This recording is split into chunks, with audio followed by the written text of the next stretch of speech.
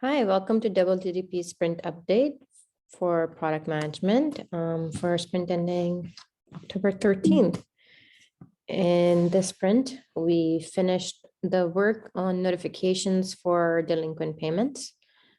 We made significant progress on making sure we have a general plan created and we have an ability to show excess funds.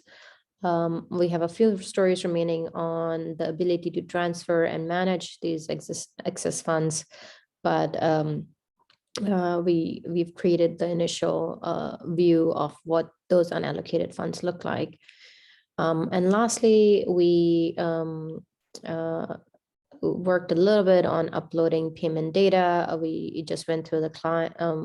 We just validated some of the data with the client and made sure that their source data issues are addressed before we do another run on our side. On the guard flow, we worked on the registration and entry of upcoming visits. We didn't make as much progress on the verification, or the registration and verification of a user, but we hope to make more progress in this in the next sprint. In the resident experience, we added the ability to log in with email, non-Gmail, and we worked a lot on the tasks and incident management, especially more on specifically on the development control oversight process. In this sprint, I personally worked on creating an approach for the purchase plan, contributing to the 2022 strategic plan, supporting the permissions, a design and solution approach, and then making sure that our development control oversight process is completed, and that also got alignment from our client on transitioning our lease plan payments into support mode rather than new features mode. So after we close these last few payment stories, we hope that by the end of next sprint, we should be able to move our the client into support mode.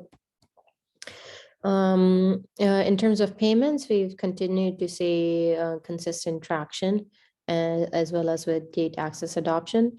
The goal is, one of the goals on product side is to really start to see a growth, a correlational growth here against our increase in residents. As you can see today, the usage fluctuates a lot. So as we think about our next product strategy and next year approach, I really want to see more of a consistent growth as our residents grow rather than a fluctuating growth. And our highest priorities for the product in the next sprints are, as I mentioned, wrapping up payments and moving it into support, working on the guard flow automations, and then kicking off the process, the development process for the development control. That's quite a mouthful, but we have a new client that we've signed up, and we also need to that is their highest priority, and we also need to make sure that we have set up the application for the new city partner.